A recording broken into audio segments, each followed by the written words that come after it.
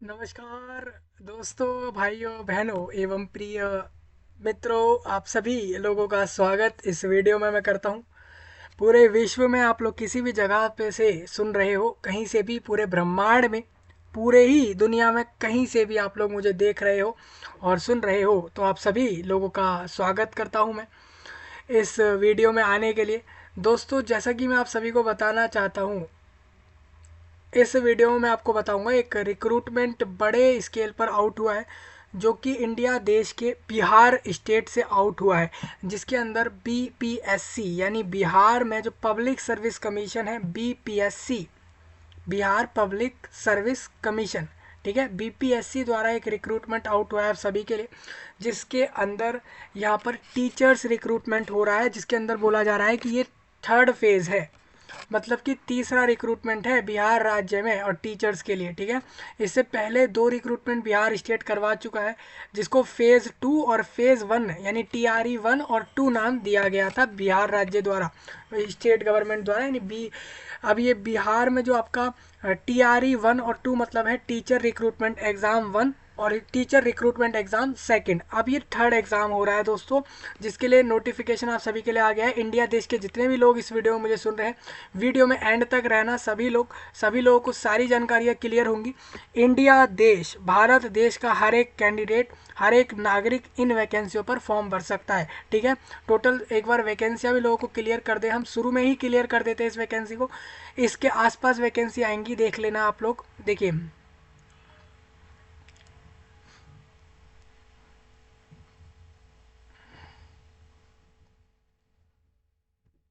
लगभग इतने लोग रिक्रूट होने हैं बिहार राज्य में टीचर्स के लिए, ठीक है। कितने लोग हैं ये देखो, 87,000 के करीब लोग रिक्रूट होंगे थर्ड टीआरई में, ठीक है। और फोर्थ टीआरई भी इसके बाद अगला देखने को मिलेगा, जिसमें लगभग फोर्थ टीआरई का भी मैं आपको बताऊंगा। फोर्थ टीआरई में आप लोग देखोगे कि लगभग उसमें 1 लाख के करीब वैकेंसी फोर्थ टीआरई में दी जाएंगी, ऐसा जो रिक्रूटमेंट बॉडी है उन्होंने कहा है, ठीक है। यानी कि लगभग 1 लाख के करीब वैकेंसी वो देंगे अगले फेज में, जो कि आप लोगों को सही 3 महीने बाद देखने को मिल जाएंगी। 3 महीने बाद मतलब, जैसे कि मैं आपको बता दूं, आज ये जैसे कि फरवरी में 87,000 के लगभग वैकेंसी आई है बिहार राज्य में टीचर्स रिक्रूटमेंट में। ये टीचर्स रिक्रूटमेंट सारी इंक्लूड है इसमें दोस्तों, 1 से लेके 12, ठीक है। 1 to 12 सारी क्लासेस में आ गई हैं, ऐसा बिल्कुल नहीं है कि कोई क्लास रह गई हो।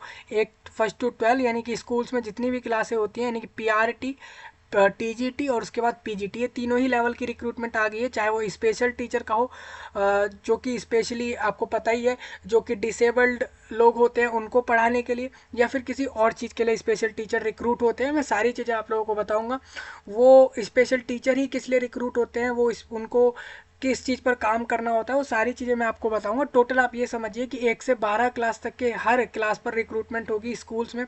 ये सारे स्कूल जितने भी बिहार गवर्नमेंट के पूरे स्टेट में, राज्य में है, इंडिया देश के बिहार राज्य में, उसके अंदर इतनी जो है क्लासेस में 1 से 12 क्लास के लिए 87,000 के लगभग लोग रिक्रूट होने हैं, जो कि कहाँ होंगे, बिहार राज्य के स्कूल्स में होंगे, ठीक है। इसमें 1 से लेके 12 यानी कि पीआरटी, टीजीटी और पीजीटी सारे टीचर्स रिक्रूट होने हैं, जिसके लिए नोटिफिकेशन बीपीएससी द्वारा, जो इसमें रिक्रूटमेंट बॉडी रहेगा, जो आपका एग्जाम करा के इसमें रिक्रूटमेंट देगा, उनके द्वारा इसको आउट कर दिया है, जिसके अंदर उन्होंने डेट दे दी कब से कब तक फॉर्म भरना है। नोटिफिकेशन में ये दे दिया कि भाई सिलेबस क्या रहेगा, एग्जाम पैटर्न क्या रहेगा, सैलरी कितनी मिल सकती है, अगर जो जो भी दिया है इन्होंने नोटिस में, जो भी दिया है बीपीएससी ने, सारा मैं आपको बता देता हूँ, ठीक है।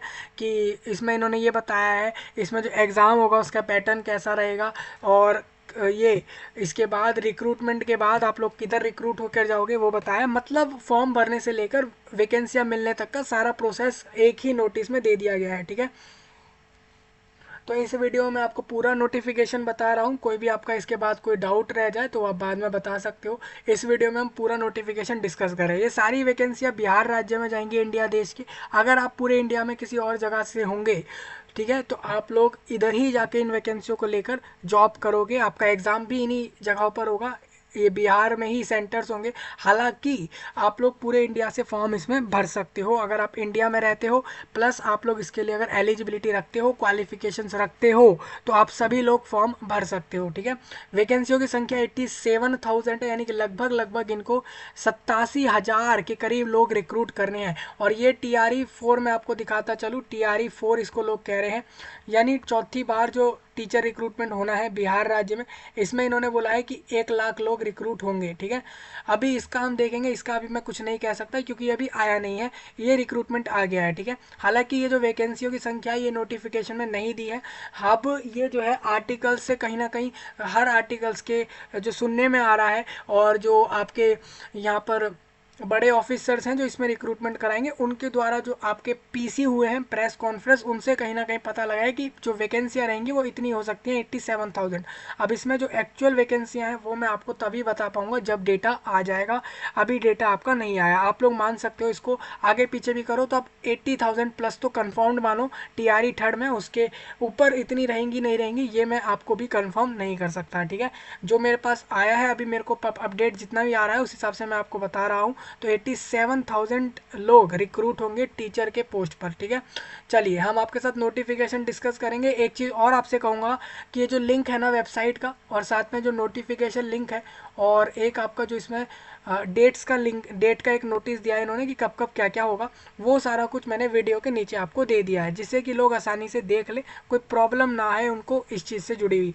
देखिए ये 7 तारीख को नोटिफिकेशन दिया है, ये लेट नाइट में दिया था, ये 10 बजे करीब नोटिफिकेशन दिया गया था, आई थिंक उसके भी बाद दिया था, यानी कहीं ना कहीं हम इसको डिस्कस आज ही इसीलिए कर पा रहे हैं क्योंकि ये देरी से आया था नोटिफिकेशन, आप देख सकते हो। हालांकि इसमें फॉर्म भरने का समय बहुत ही सही दिया गया है, अगर आप लोगों को पहुंचाओगे जानकारी को तो वो आसानी से भर लेंगे फॉर्म।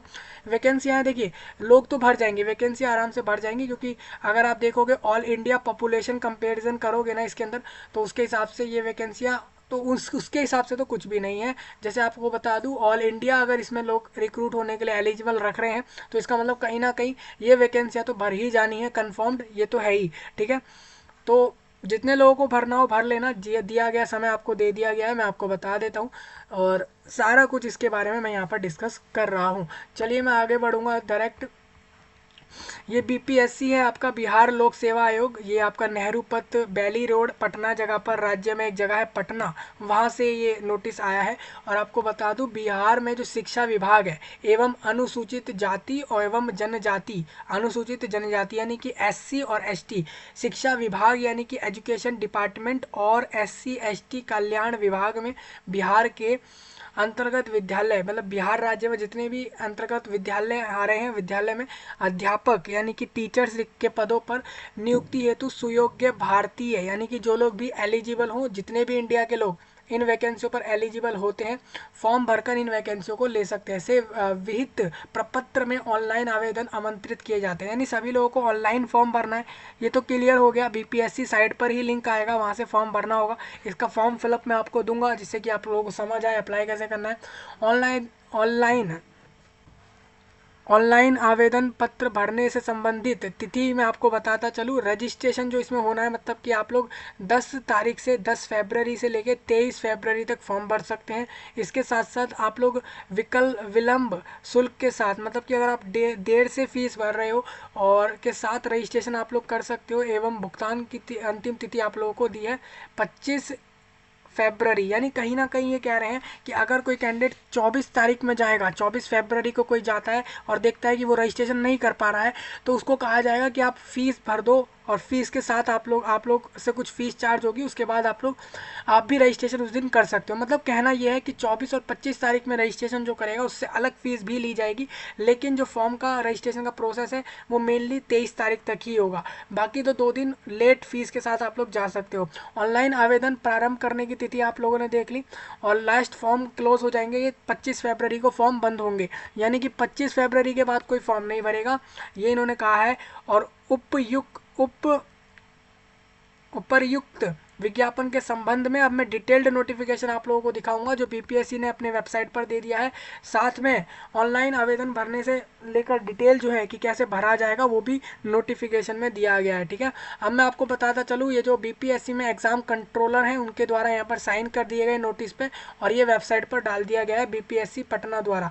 यानी कहीं ना कहीं आपके राज्य बिहार में 87,000 रिक्रूटमेंट आ गई हैं, जो कि वैकेंसियों की जो एक्चुअल बिल्कुल कंफर्मेशन अभी तक नहीं दिया है यहाँ पर आपके विभाग ने, लेकिन ये वैकेंसियाँ इतनी ही आएंगी, ये तो कंफर्म आप मान ही सकते हो, क्योंकि काफ़ी जगह यही नंबर निकल के आ रहा है।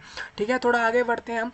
इसमें मैं आपको आगे बता दूं, बिहार लोक सेवा आयोग नेहरू पथ बैली रोड पटना से एक नोटिस आया है। आप देखो यहाँ पर आपके स्क्रीन पर, ये कह रहे हैं हमें टीचर्स रिक्रूट करने हैं। ठीक है, इसमें कह रहे हैं कि शिक्षा विभाग के अंतर्गत प्राथमिक विद्यालय 1 से 5, 6 से 8 और 9, 10 और विशेष विद्यालय अध्यापक जो होते हैं 9th 10th एवं उच्च माध्यमिक विद्यालय यानी कि 11th 12th सीनियर सेकेंडरी के जितने भी स्कूल्स हैं बिहार राज्य में के लिए विषयवार रिक्ति जिलावार आरक्षण रोस्टर सम्मिलित रूप से प्रशासी विभाग द्वारा उपलब्ध कराने के बाद आयोग के वेबसाइट पर की जाएगी। मतलब इन्होंने साफ साफ इसी पॉइंट पे कह दिया कि हम 1 से 5 1 से 12 तक क्लासेस में रिक्रूट तो करेंगे, लेकिन एक्चुअल वैकेंसी हम जल्द ही दे देंगे आयोग यानी बीपीएससी वेबसाइट पर दे देंगे।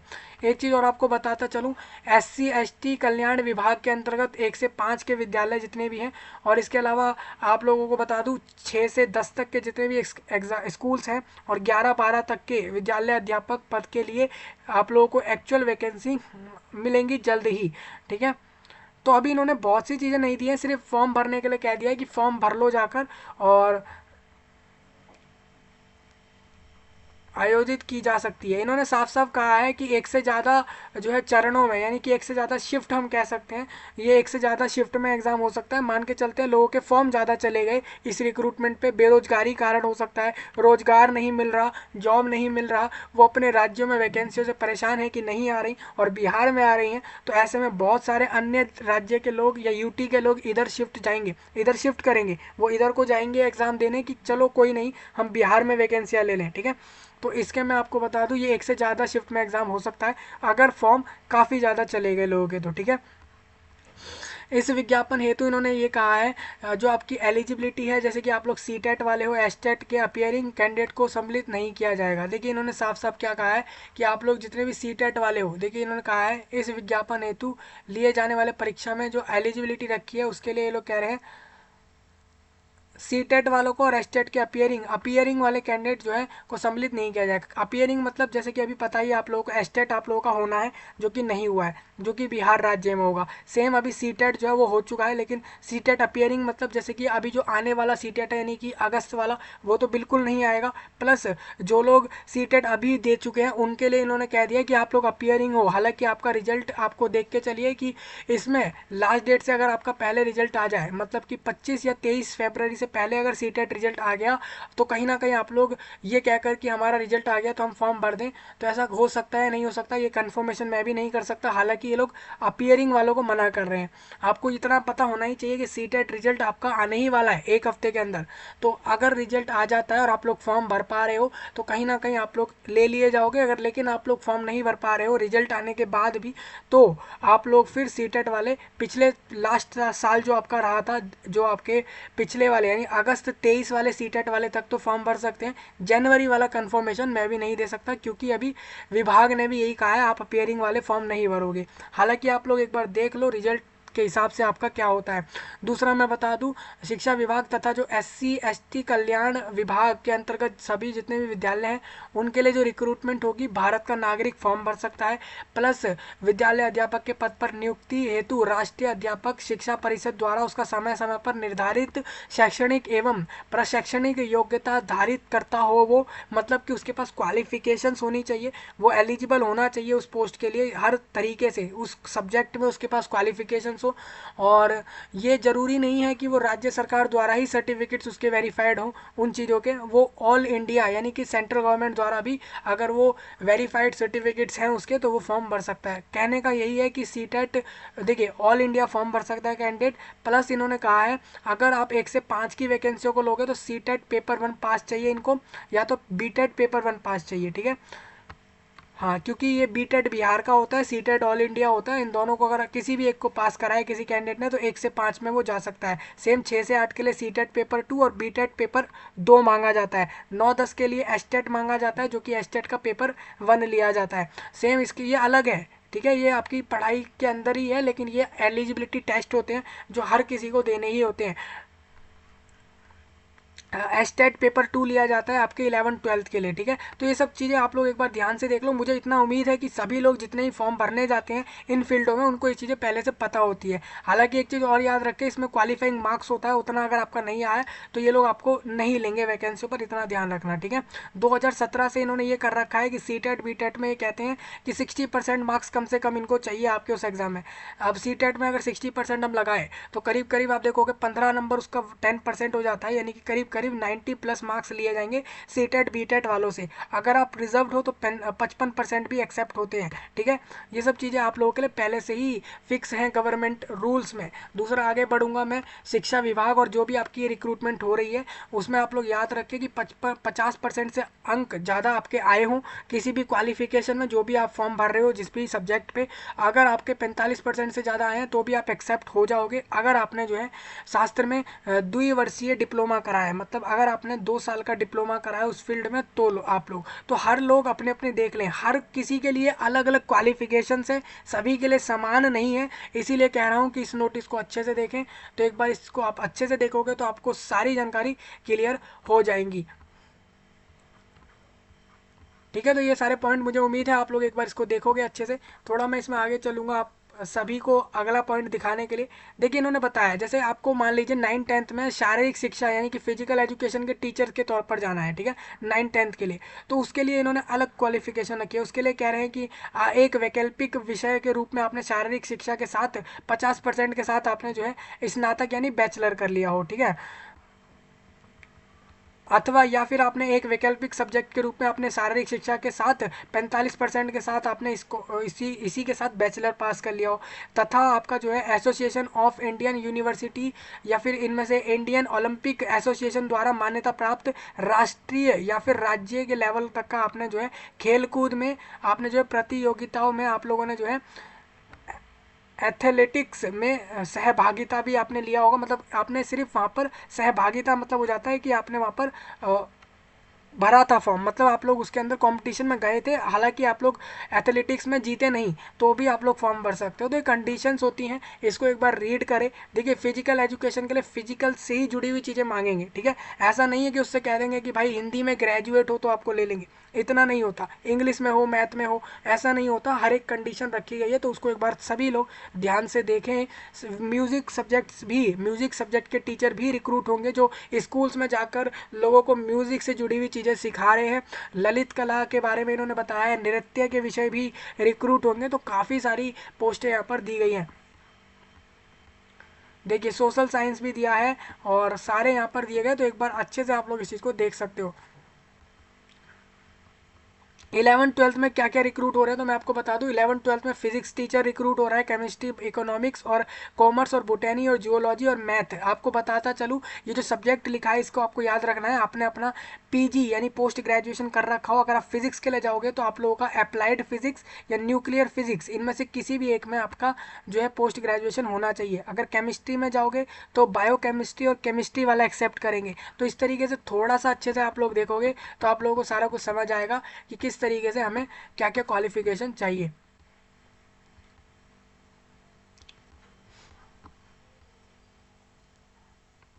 ठीक है, अब मैं आपको बता दूं क्वालिफिकेशन आप लोगों ने देख ली, ऑल इंडिया एलिजिबिलिटी है। एज की आपको बता देता हूँ, सभी पोस्टों के लिए एज जो आपकी ली जाएगी 1 अगस्त 2023 को जो भी आपकी एज थी वही ली जाएगी, ठीक है। देखिए मिनिमम 21 ईयर चाहिए इन लोगों को आपको रिक्रूट करने के लिए। अगर आप मान के चले कि आप लोग 1 से 5 क्लास को पढ़ाना चाहते हो या फिर 6 से 8 क्लास को पढ़ाना चाहते हो तो आपकी मिनिमम एज 18 होनी चाहिए पढ़ाने के लिए। और मान के चलते आप लोग अगर यहाँ पर पढ़ाना चाहते हो 11-12 को, ठीक है, अगर आप 11-12 को पढ़ाना चाहोगे और तथा आप SC/ST जो है कल्याण विभाग के 6 से 10 क्लास के पढ़ाना चाहोगे और अगर आप 11-12 क्लास को पढ़ाना चाहोगे तो आप लोगों के लिए इन्होंने बोला है कि 21 एज चाहिए, मतलब 11-12 को पढ़ाने के लिए। और SC/ST कल्याण विभाग के स्कूल्स के लिए 6 to 10 क्लास को पढ़ाने के लिए 21 एज चाहिए। बाकी सबके लिए 18 एज मिनिमम मांग रहे हैं, यानी कि 1 से 5 और बाकी 6 से 10 क्लास को 18 साल वाला ही पढ़ा सकता है। हालांकि वो 18 साल वाला जो कैंडिडेट होगा वो जो है 11-12 को नहीं पढ़ा सकता, ये चीज़ उन्होंने साफ लिखी है, तो इसको एक बार देख लो। मैक्सिमम एज मैं आपको बता दूं 37 चाहिए। अगर आप एक महिला हो तो आप लोगों की अपर एज इन्होंने साफ साफ बोल दी है कि आप लोग 40 साल तक फॉर्म भर सकते हो। प्लस अगर आप महिला हो और राज्य के SC/ST में हो तो आप 42 साल तक फॉर्म भर सकते हो, ठीक है। तो मुझे उम्मीद है दोस्तों जो आपको बताया जा रहा है वो आपको एक एक चीज़ समझ आ रही होगी, जो भी मैं आपको अभी क्लियर करता हुआ चल रहा हूँ। तो ये सब आपका रहेगा, आप इसको एक बार रीड करें। चयन प्रक्रिया, अब लोग पूछेंगे कि भाई यहाँ पर सिलेक्शन कैसे हो रहा है। आपने बता दिया एज इतनी चाहिए, क्वालिफिकेशन इतनी चाहिए, ऑल इंडिया फॉर्म भर सकते हैं, लेकिन ये लोग सिलेक्ट कैसे कर रहे हैं? तो सिंपल सी बात है, रिटर्न एग्जाम करा रहे हैं ये, जो कि वस्तुनिष्ठ यानी ऑब्जेक्टिव, यानी हर क्वेश्चन को ये MCQ मतलब कि मल्टीपल चॉइस क्वेश्चंस देंगे। मतलब हर क्वेश्चन में एक से ज़्यादा चॉइस है कैंडिडेट के पास, लेकिन उसमें से कोई एक ऑप्शन सही होगा, 4 ऑप्शंस में से 3 गलत हैं, एक सही है। कैंडिडेट को चूज करना है कि कौन सा ऑप्शन उसके हिसाब से सही है। इस तरीके से पूरा पेपर देगा वो और इस तरीके से उसके बाद उसको सिलेक्ट किया जाएगा, ठीक है। लिखित परीक्षा वस्तुनिष्ठ मतलब आपको पता ही लग गया होगा। अब मैं आपको एक बार पैटर्न बता दूं, सिलेबस क्या रहेगा वो आपको बता दूं। सबसे पहले आप देखो भाषा अर्हता एवं, मतलब आप लोग किसी सब्जेक्ट को जैसे हिंदी इंग्लिश मैथ्स को पढ़ाओगे तो उसमें आप लोगों को भाषा का एग्जाम देना है, प्लस सामान्य अध्ययन का भी अलग से एग्जाम देना है। मैं आपको बता दूं इसमें 150 क्वेश्चन 150 क्वेश्चन देने हैं इनको। भाग 1 में 30 देने हैं और भाग 2 में इनको 120 क्वेश्चन देने हैं। 2 घंटे 30 मिनट में एग्जाम करा लेंगे। 150 मार्क्स का ये पेपर देने वाले हैं। एक चीज़ और आपको बताना चाहता हूँ, ये 1 से 5 के लिए अगर आप जाओगे तो 1 से 5 क्लास के लिए कह रहे हैं कि यह पत्र 2 भाग में होंगे, वो तो आपको समझ आ गया। भाग ए में आपका एग्जाम जो है लैंग्वेज से आएगा, या तो हिंदी हो सकता है, इंग्लिश, उर्दू, बांग्ला, किसी भी एक भाषा में आप लोग एग्जाम दे सकते हो। ये भाषा से ही जुड़ा हुआ पूछेंगे, ठीक है। और इसमें आप लोगों को कम से कम जो है 30% मार्क्स लाने हैं। इसमें 30% मार्क्स जो नहीं लाएंगे उनका भाग 2 ये लोग चेक नहीं करेंगे। भाग 2 में आपको बता दूं सामान्य अध्ययन पूछेंगे, जिसमें ये लोग प्राथमिक गणित, मानसिक क्षमता परीक्षण और यहाँ पर सामान्य जागरूकता पूछेंगे, सामान्य विज्ञान, सामाजिक विज्ञान, भारतीय राष्ट्रीय आंदोलन और आपका जो इंडिया का जो भी ज्योग्राफी रहा है और पर्यावरण शामिल है। ये सारे टॉपिक्स आपसे पूछ रहे हैं, ठीक है। अब मैं आपको बता दूं ये सारे विषय या तो SCERT होगा या फिर NCERT से जुड़े हुए पूछेंगे। मतलब कि NCERT आप लोगों ने अगर फॉलो कर लिया तो आपको सारा ये पूरा पेपर क्लियर हो जाएगा, या SCERT को भी फॉलो करा जा सकता है आपके द्वारा, ठीक है।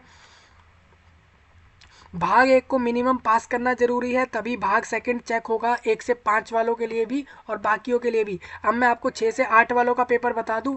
6 से 8 वालों के लिए 3 भाग आने हैं, भाग 1 2 3। भाग 1 में 30 क्वेश्चन, भाग दूसरे में भी 40 और भाग तीसरे में आप लोग देखोगे 80 क्वेश्चन। प्रश्नों की संख्या आप लोग यहाँ से देख सकते हो। और यहाँ पर आपने देखा 150 क्वेश्चन है और 150 मार्क्स, यानी हर क्वेश्चन 1 मार्क्स का यहाँ दिया जा रहा है। थोड़ा आपको और आगे बताना चाहता हूँ कि 6 से 8 वालों के लिए जो तीनों भाग आएंगे, तो पहला भाग तो भाषा का ही होगा, दूसरा भाग सामान्य अध्ययन होगा। भाषाओं में आप लोगों को हिंदी, इंग्लिश, उर्दू, बांग्ला, इनमें से कोई भी एक लैंग्वेज ले सकते हो। दूसरा, इसके बाद आप लोगों को सामान्य अध्ययन के 80 क्वेश्चन 40 क्वेश्चन निकालने हैं और एक सब्जेक्ट के आपको 80 क्वेश्चन निकालने हैं 6 से 8 के लिए। सब्जेक्ट यहाँ पर क्या होंगे, 6 से 8 में मैथ होता है, साइंस होता है, सोशल साइंस होता है, संस्कृत होता है, ठीक है। ये सारे सब्जेक्ट्स होते हैं, तो वो 6 से 8 में आ जाएंगे, ठीक है। वही आप लोग यहाँ पर देख रहे हो, ये सब रहेगा। इसमें भी आप लोगों को भाग 1 पास करना है, तभी ये लोग आपके भाग 2 और 3 को चेक करने वाले हैं। मतलब कि ये आपका आंसर चेक ही नहीं करेंगे अगर आपने पहले भाग को पास नहीं निकाला, ठीक है। इस बात का ध्यान रखना।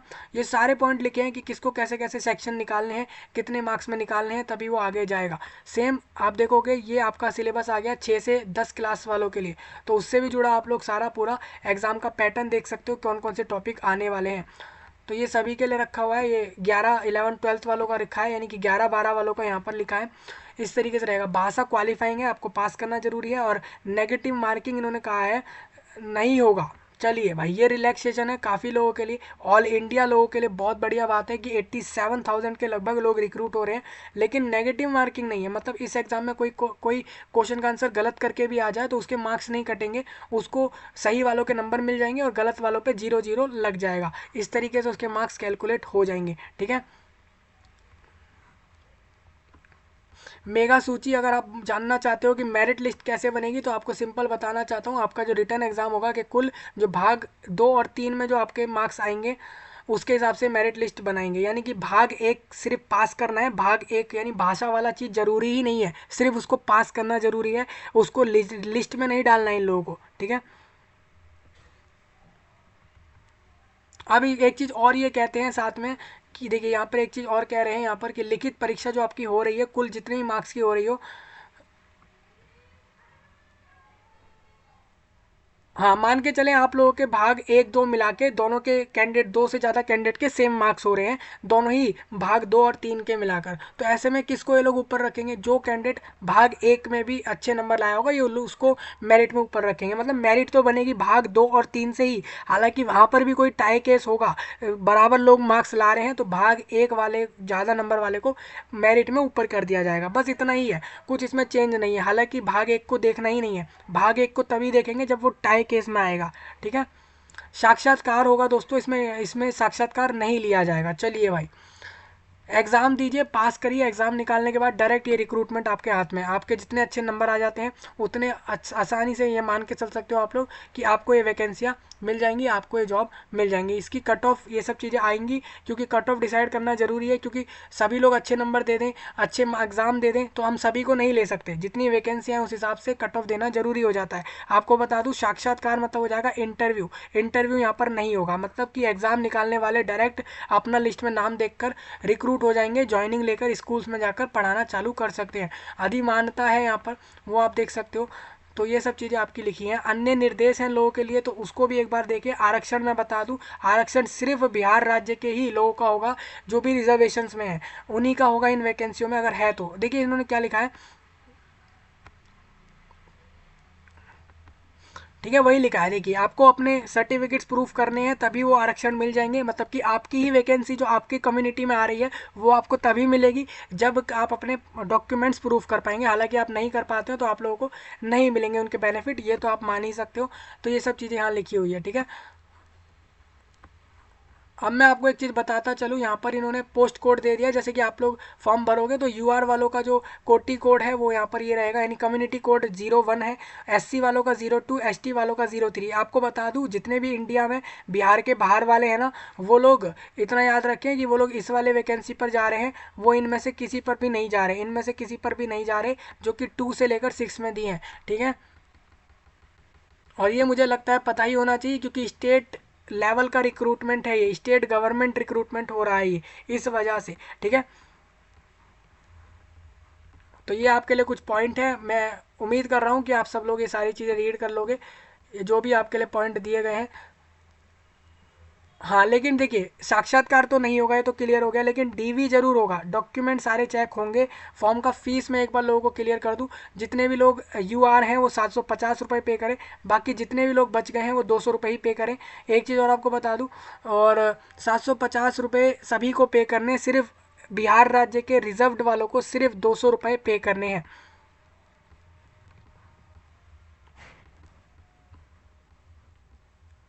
ये डेट आपने देख ली भाई, कब से कब तक फॉर्म भर रहे हैं। इन्होंने बोला है एस्टेट सीटेट वाले फॉर्म नहीं भरेंगे, हालांकि एस्टेट वालों का तो अभी अपियरिंग में एग्जाम होना है, एस्टेट वालों का तो अभी चल ही रहा है। सीटेट वालों का रिजल्ट का थोड़ा लग रहा है कि अगर उनका आ जाता है पहले तो कहीं ना कहीं लग रहा है कि वो फॉर्म भर लेंगे। हालांकि एस्टेट वाले तो अब 4 में ही जाएंगे, यानी कि वो अगस्त के समय ही जाएंगे, ये तो कन्फर्म यहाँ पर लग रहा है।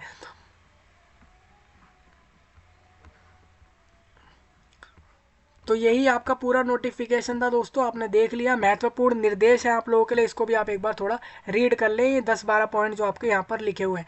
मैं आपको बता दूं, यहाँ पर ये भी एग्ज़ाम कंट्रोलर जो है बीपीएससी में, उनके द्वारा ये नोटिस आया है, तो मैंने पूरा नोटिफिकेशन बता दिया। अब आप कहोगे सिलेबस, तो भाई TRE 3 का सिलेबस जल्द ही आ जाएगा। जैसे आपने एग्ज़ाम पैटर्न देखा ऊपर, उस हिसाब से मैं इतना बता दूं कि हो सकता है 1 वीक के अंदर अंदर आप लोग इसका सिलेबस देख लो, ठीक है। क्योंकि आप लोगों का एग्ज़ाम ये अगले महीने ही करा लेंगे, क्योंकि इनको मार्च के अंदर एग्ज़ाम कराकर रिजल्ट देकर जल्द से जल्द मार्च अप्रैल के अंदर इसको ये ज्वाइनिंग देनी है इनको बिहार राज्य में। इस वजह से प्रोसेस काफ़ी जल्दी होगा, और इसके बाद इनको 2 महीने बाद ही अगस्त वालों के लिए सारा कुछ फिर से वही प्रोसेस अगस्त वालों के लिए करना है, ठीक है। तो ये सब आपका रहेगा।